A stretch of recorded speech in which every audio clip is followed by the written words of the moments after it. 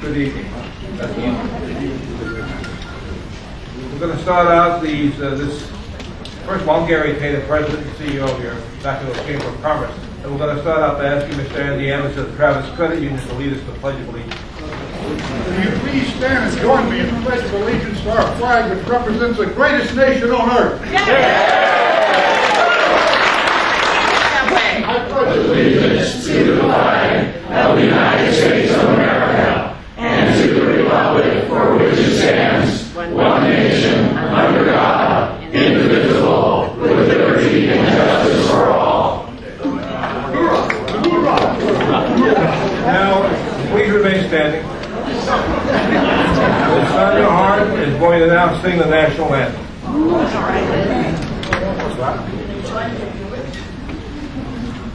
Oh, say, can you see by the dawn's early light what so proudly we hailed at the twilight's last gleaming, whose broad stripes and bright stars through the perilous fight o'er the ramparts we watched were so gallantly streaming, and the rocket's red glare, the bombs were singing in air, gave through the night that our flag was still there.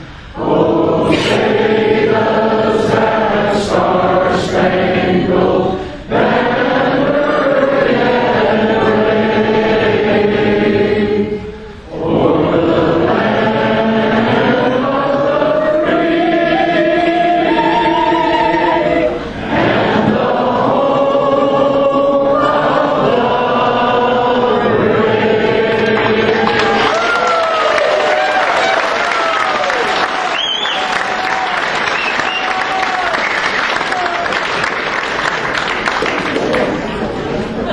Thank you. Please be seated.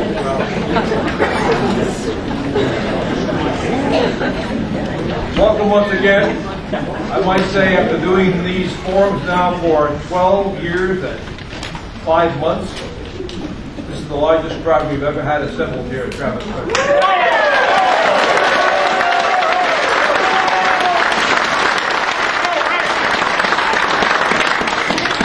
The Yavapai Chamber of Commerce is very proud to present this forum. None of the candidates have had an opportunity to know what any of the questions asked tonight are, or even what issues those questions will cover. We ask that members of the audience refrain from applause or any verbal comments during these proceedings. After introduction of the candidates, Mr. Huddleston will be asked to give a round of applause. We're indeed very grateful that each of the candidates has chosen to run for this important seat in our House of Representatives. Therefore, we owe them our attention and respect. Only one of these people here present will succeed and be seated in the Congress of the United States of America representing our 7th District. The very fact anyone chooses to place themselves into contention as an elected leader speaks volumes for their dedication and desire to serve we the people. Each candidate will be given 3 minutes for opening and closing remarks. The order in which they will proceed has already been determined by a coin toss. There will be 6 questions to ask for which each candidate has 2 minutes to give an answer. Our timekeeper, Ms. Bernice Kalin down here in front, has a machine that is very obviously just a little like a traffic signal. The green light is on the bottom, there's an amber light in the middle, or yellow and red on top. So when that 3-minute time is up for the introductions for the first, or the 2 minutes between questions, it'll move on up, and I think when the yellow light comes on, what do we have for these 15 seconds? 15 seconds, and when the red light comes on, if it stays on for a couple of seconds, it makes a loud noise. And the moderator will be asking you not to go any further at that point in time. At the conclusion of this evening's event, our moderator will once again ask for a round of applause in recognition of the effort that will have taken place here tonight. I would like to take this opportunity to thank the Travis Credit Union, President and CEO, Ms. Patsy Van Auwerkerk, for allowing us to use this beautiful facility.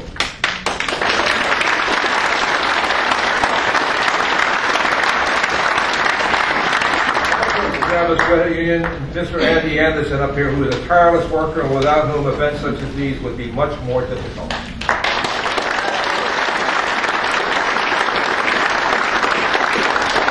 In addition, this forum is being taped by Vacaville Public Access TV, Comcast Channel 27, and AT&T Channel 99.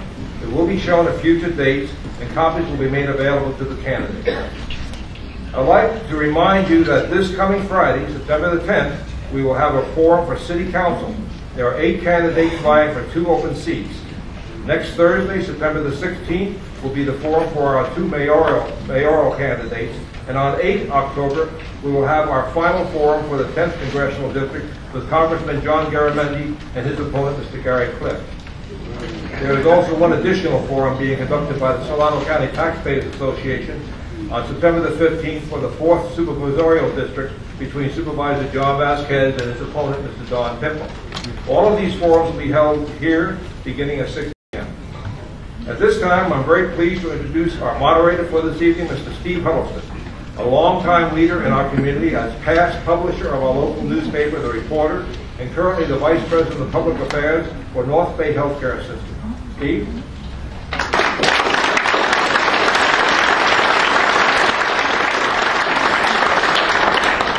Thank you very much, Gary. And I'd like to take a moment to thank Gary Tatum for almost 12 and a half years of service to the community in the Chamber of Commerce after following the City Council. This is his final series of forums, and it's great that we have such an inspiring crowd to send him off with a big victory. Thank you, Gary, very much.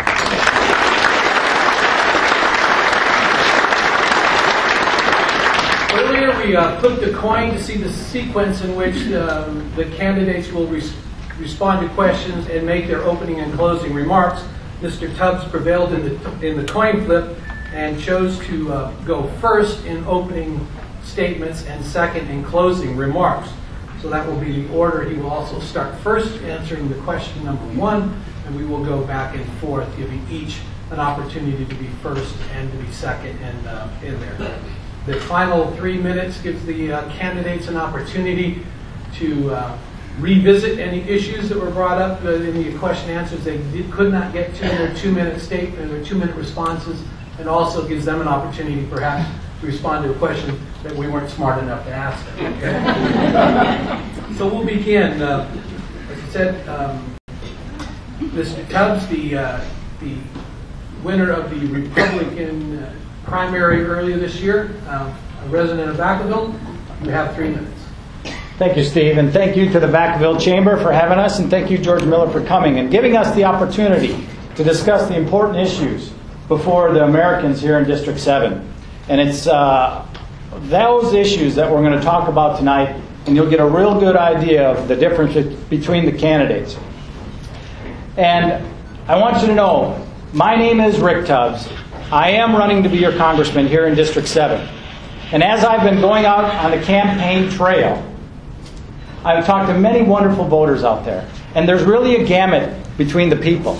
Some voters I go to and I say, I'm running for Congress. They ask me, are you the incumbent? And I say, no. They say, you have my vote.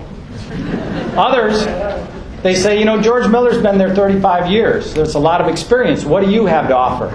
And tonight I want to share with you just a little bit about my experience and what I'll bring to the table when I'm your representative. Now, after 35 years, George Miller is the chairman of the Labor Committee. But has he been a union member? And the answer is no. I'm a proud member of the Airline Pilots Association for over 11 years. Has George Miller been a member of the military, the armed services? That important branch that puts their life on the line for freedom and our way of life? The answer is no. I have for 21 years serving the United States Air Force. Thank you. Please again, Mr. Tubbs, moment, please. Please refrain from applause or any other type of verbal comments until the end. Thank you. I appreciate it, and everybody in the military appreciates that applause. Moderator, We do not, pardon can me? you let him use your mic? Microphone's bad. Is it not working? need to speak directly into the microphone. Okay. Bernice, do I get more time? No. All right. Has he been a small business owner? The answer is no, I have, and dealt with the regulations that come from Washington.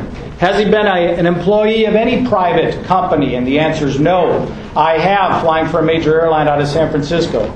Has he been a leader? And as a member of Congress and a legislative committees, I would say no. I have, after 21 years being a lieutenant colonel in the United States Air Force, leading men and women around the world, accomplishing great things for this country, including balancing a multi-million-dollar military budget for a joint command headquarters.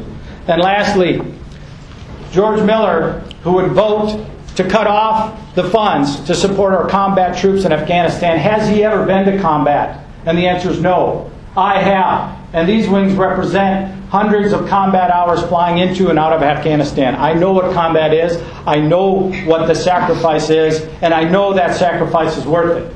So, ladies and gentlemen, I offer you my experience to rely on when I go to represent you. And I will leave it to you to decide if that is enough up in Washington. Thank you. Mr. Tubbs, please some applause. Now we'll hear from incumbent Congressman George Miller. Well, thank you. Thank you very much to the Vacaville Chamber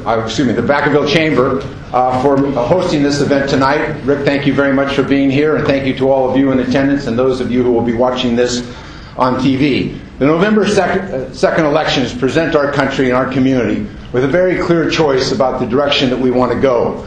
And the point is this, is that whether or not we are going to continue to make progress in advancing America forward after the tragic financial scandals that have taken place and ripped the heart out of this economy and caused so much pain and harm to American families. Or are we going to go back to the very old policies that allowed much of that to happen? I'm arguing and asking for your support for my re-election to a member of Congress so I can go to Washington and continue to fight to move America forward. I don't think we can go back to the agenda that the Republican leaders in the House of Representatives are putting on the table in the Budget Committee before the entire Congress in their substitute budgets, and that is to cut Social Security, to privatize Social Security, to cut the taxes to the top 2% of the richest people in the United States and increase the deficit and continue to allow companies to get incentives to outsource jobs from America. I think that's an agenda that has caused a huge amount of pain, and it's an agenda that we can no longer afford. Every day, as your member of Congress, I go to work on behalf of the hardworking men and women in this district, on behalf of their children, our seniors, and the veterans. And I go there to fight the special interest and to fight for middle America. It was my legislation that took away the subsidies from the banks and gave that money to parents and to students to lower the cost of a college education, to lower the interest rates on that college education. It was my legislation that made it illegal for health insurance companies to take away your insurance because of a pre-existing condition or to cancel your policy because you're sick.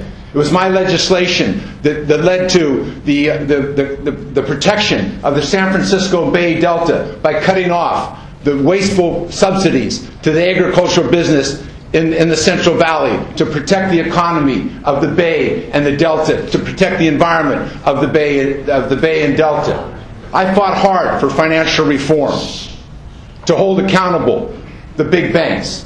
I fought against the credit card companies to make sure and help to change the law so they couldn't bill you for hidden fees. They couldn't arbitrarily change your interest rates without your knowledge. These are the issues that have been going on for too long as a special interest ruled in Washington under the Bush administration. As we went through a series of deregulations, what we've seen what happened in the Gulf, what we see happen in the financial meltdown in this country. And the question is whether or not we are going to continue down that path. There's a lot that we have to do to keep this country moving in that direction. Okay, we'll move right into the questions and answers. Again, your